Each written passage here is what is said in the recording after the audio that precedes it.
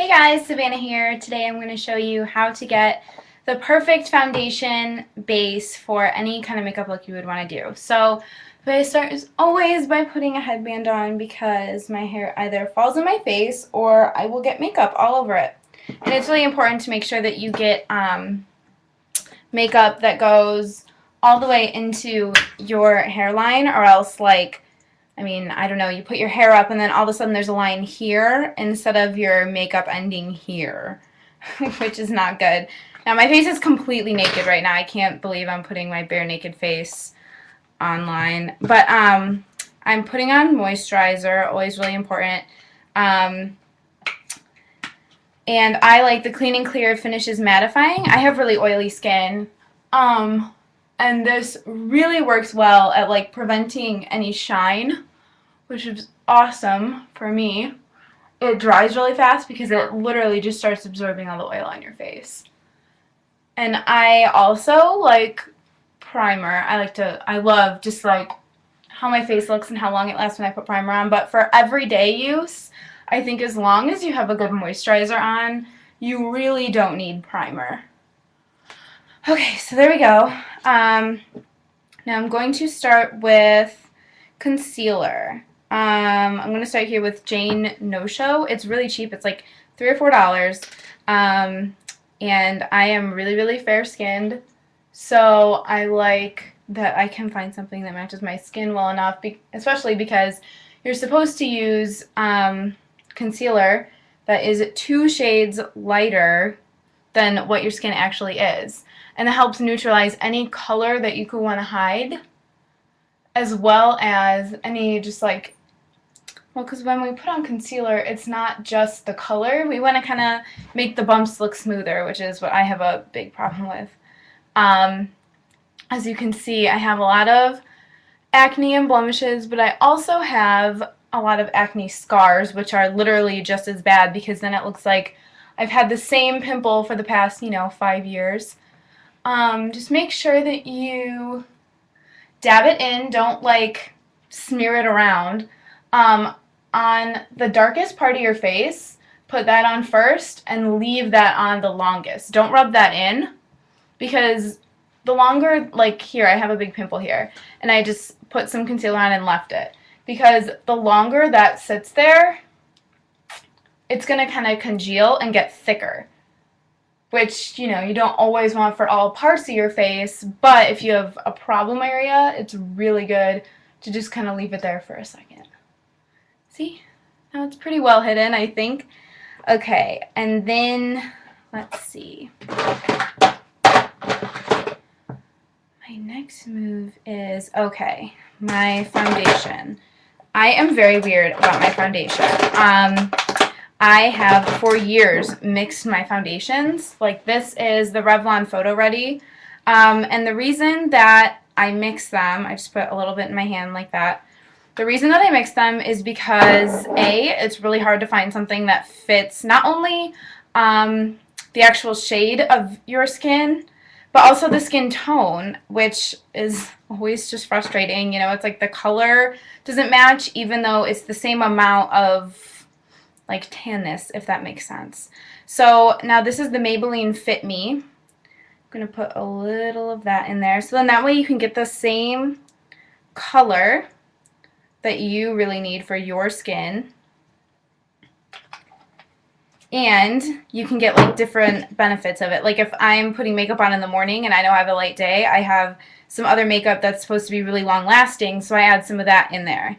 And you just want to make sure that you really mix this all together. I have one eyeliner that I always use to mix it. What do you think? Does it look good? That's a little too dark. And that's the nice thing too, is that you can always adjust it. I'm adding a little more of the lighter color. Especially it's good in the summer, because in the summer, and you're getting tanner and tanner every day, you don't want to have to go buy more foundation. And you don't want to have to, have your skin lighter or darker than it actually is with makeup on, because, well, nobody likes to look like a total cake face. Okay.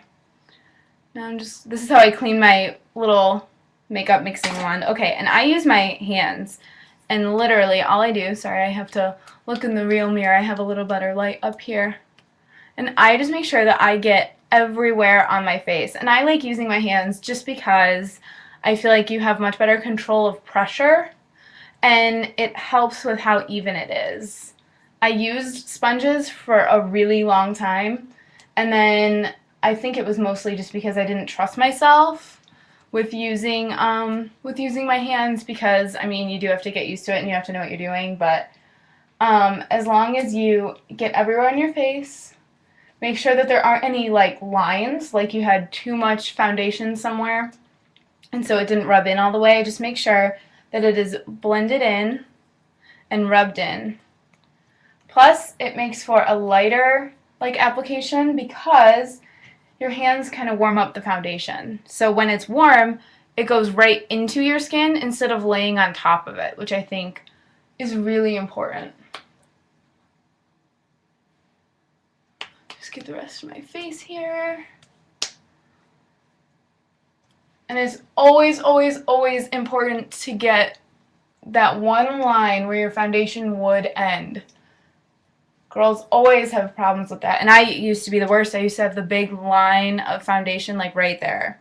Okay, so now that my makeup's all on, like you can still kind of see, let's see, which side is it? It's this side. You can still kind of see that pimple right there. So what I'm going to do is take a little bit of that foundation and just kind of dab it on in those problem areas once again. So I'm going to just kind of leave it there. Just kind of dab it in. That's the nice part. It's like a second application of concealer, because, you know, concealer is great, but it doesn't get everything, especially when you're rubbing at it, you know, with your hands when you're putting your makeup on. It tends to smear and get a little weaker. Okay, so now I have that dot. Like, I am just like totally screwing up today. See, I have a little dot of foundation there and my hands are a mess. So I'm going to wash my hands and I'm going to let that sit right there, because once again, while it sits there, it's going to congeal and get a little thicker.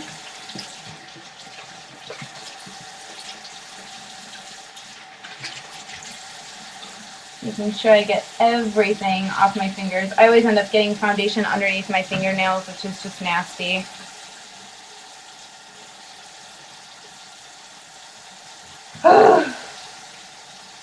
Okay, so the next thing I'm going to do is just kind of pat these little spots that I like my my second little addition of concealer. I'm just going to pat that in. And that won't get my hands too, you know, nasty. Okay, so now when it comes to powder, you can use a colored powder right on top of your foundation, but I highly recommend using something translucent, no matter what color your skin is, because, I mean, you saw I spent a couple minutes trying to get the right color so that it matched my skin, so I don't, you know, look a different color from my neck to my face. And then sometimes when you put a colored powder right on top of that, it like changes the color of the liquid because it mixes with the powder, and it just gets to, you know, I mean, everybody's done that where you put your powder on and then suddenly your face is orange and it's like, that was not my objective. Okay, so I like to use the Sephora Mineral Matte Setting Powder. It was actually just on sale for like $9 online. I don't know if it still is, but I would check. And it works so well, and it keeps that perfect color that I just, you know, spent forever trying to mix. And I just take a big fluffy brush and really just kind of pat it in. Don't swipe it in, because that's going to screw up everything that you just tried to do. Because then this way it just sets everything, but if you kind of swirl it around, it'll kind of mess up the liquid because it's, you know, it's liquid, it's wet. Okay. Make sure I get that powder everywhere. Now that it's all there, you have the perfect canvas for whatever makeup look you want to do that day. Bye, guys.